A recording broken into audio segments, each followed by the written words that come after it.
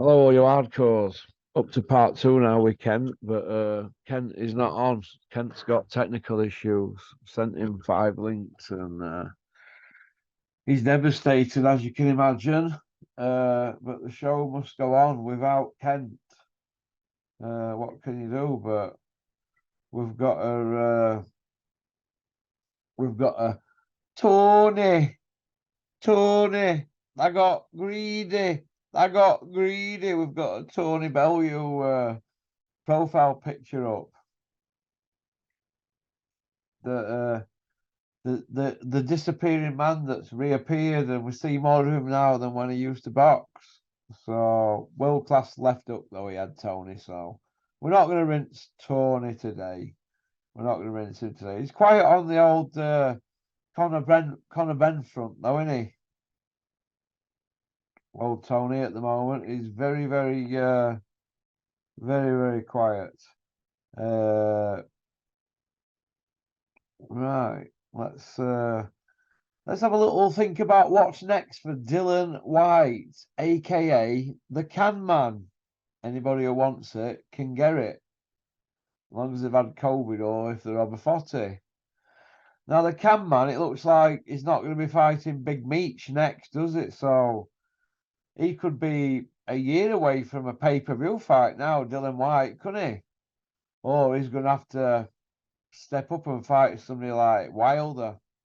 But is he even on that level now, Dillian Whyte? And would he just be cashing himself out if he did that? But it's probably just about money for him now, because he's not gonna win a world title now, is he? He's too far back at Q, isn't he? So I don't know where he goes now, Dillian Whyte. I'm not sure where he goes at all. But he's gonna have to roll the dice, isn't he, and get back in the mix. But what about Daniel Dubois? It's a good fight for him, isn't it? Joe Joyce, I don't see him mentioning them guys. You know, I don't see him mentioning Andy Ruiz. Would he fight Wilder? He'd want millions, wouldn't he, Dylan? I mean, after all, he is a regular on IFL. He's in the matchroom circle of trust. So it's going to be interesting to see what happens there with Dillian Whyte, the Can Man, moving backwards. We spoke about Big Meech, haven't we, against that Franklin? Supposed to be April 1st. It's a dog with fleas in it, that. So I don't think we need to give that any airtime. Misfits boxing, I've covered that, haven't we, really? Did you see all them liquors around KSI's people? All the boxing liquors. It's now going to be like, boxing's going to be about YouTube. And in years to come, people are going to be saying, look what they're doing now. They're throwing a few proper boxing fights on these YouTube events. Tables are turning, aren't they? Everybody were laughing at first, weren't they? Now that the horse has bolted, now look what we've got. We've got liquors. That's right, liquors. Hey, whoring themselves. Speaking of whores, what about them two? Jake Paul and Tommy Fury. It's off, it's on, it's off, it's on. Is it off again? Oh, it's like watching EastEnders, isn't it? So I'll move on from that. Anthony Yarde beat a beef. What a fight that is, eh? Ooh, eh? What a fight that is. We've got to be giving credit to Anthony Yarde, because he's not frightened of taking on the big, massive punchers of the era, is he? Kovalev were like the scariest man in the world at one point, wasn't he, a few years ago? If you don't believe me, go and ask Nathan Cleverly, because they put him on planet Jupiter. And I believe Nathan Cleverly is still in planet Jupiter. He's never recovered. So Anthony Yarde has to be given credit. And if they win that fight, they are top 5 pound for pound, because they just took a top 5 pound for pound guy out, aren't they, if they beat him? So they are close to, they're one punch away from superstardom. I know B2B's got a lot more in his locker, and he's got a big old lion head on him, hasn't he? Have you seen his big old lion head? Can you imagine getting an headbutt off him? B2B. eh? As Isaac Lowe says, I kill him stone dead. It'll kill you stone dead, won't it? A beat a beef head, but he has got a big old lion head on him, hasn't he? Eh? He just looks scary, doesn't he? Beat a beef. You know what I mean? He just looks scary, but it's a good fight. They're rolling dice, so you've got to give credit to Bricktop. You know, they're trying to get everything in Yarde's favour on the night, and we're going to see, aren't we? We're going to see. Now,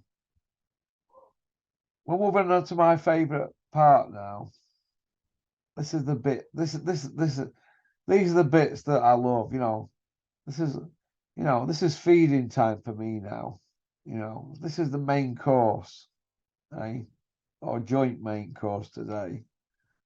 You know, we've got Crusher Ben, aka Conor Benn. 2 drug tests has failed. Going back as far as July. You know what I mean? And then 1st of September or something like that. 2 drug tests, but he's innocent because science has proved his innocence. Well, why don't we come out and show us this £270 statement? What's going on here? What is going on? All I can smell here is BS. I mean, 1 minute this VADA people, the best test to the gold standard and gold leaf and all this and gold this and gold that, and they're the best. And now all of a sudden it's contamination. And so does that mean that everybody who's dealt with these, they're going to have a case now then? Because if Conor Benn's is contaminated, that theirs can be contaminated, can't it? But they haven't got fancy lawyers, have they? So we can see where this is heading, can't we? But we're setting a dangerous precedence with this, because if he gets off with this on a technicality, well, what about all the other lads? It can't be one rule for one. Bit like EIS, isn't it? Let all that lot use up facilities, don't they? One rule for one with facilities and with drug testing and with rematch clauses in mandatories, and it's never ending, isn't it? At the moment, isn't it? But I don't know what's going to happen with this Conor Benn situation. It's dragging on and on and on. It's getting on for 6 months now since the first test. Why don't you just say, release the B samples? Release them B samples.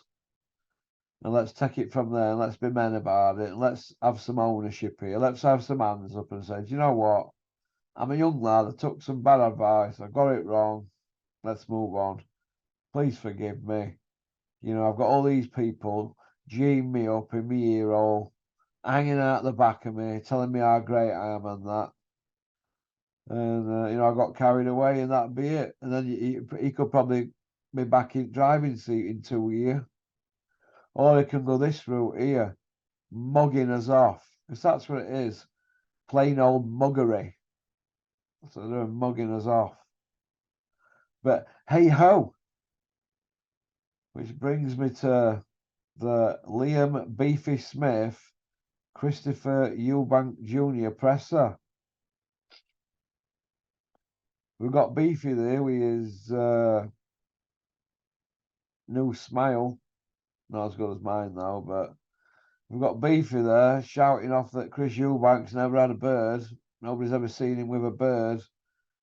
And Eubank Jr.'s screaming off that he's heard that Beefy's got bits on the side.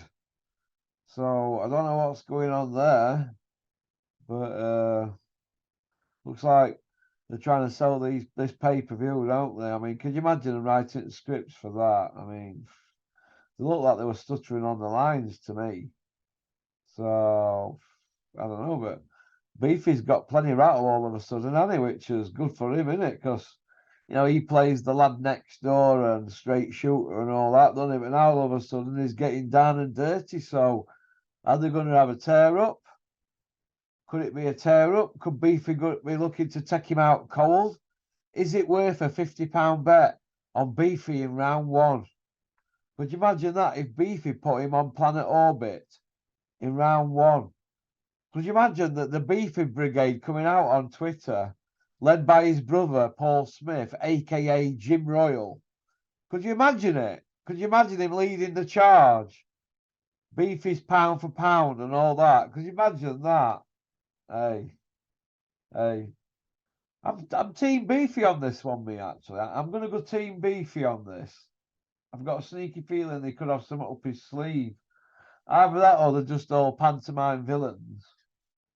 I don't know, but exciting times ahead, isn't it, Johnny?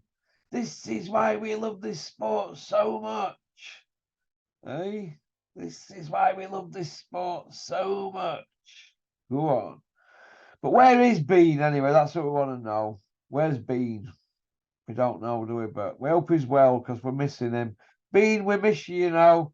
We're missing that cacophony of noise, and he's having a tattoo spider's web on his elbow. We miss all that, don't we? And rough, tough, rugged. We miss all that as well. Eh? So that's about it then, really, boys and girls. Sadly, Kent let us down, but we've still got two on board for today, haven't we? Okie dokie. Peace out. Keep on trucking. Keep supporting boxing. Don't have nightmares. Booyaka! Porky's Corner is proud to be sponsored by Spartan Site Solutions. They are specialists in civil engineering and demolition contracts for the construction industry. Interested parties should visit their website or contact Porky's Corner for a referral at porkycorner@mail.com.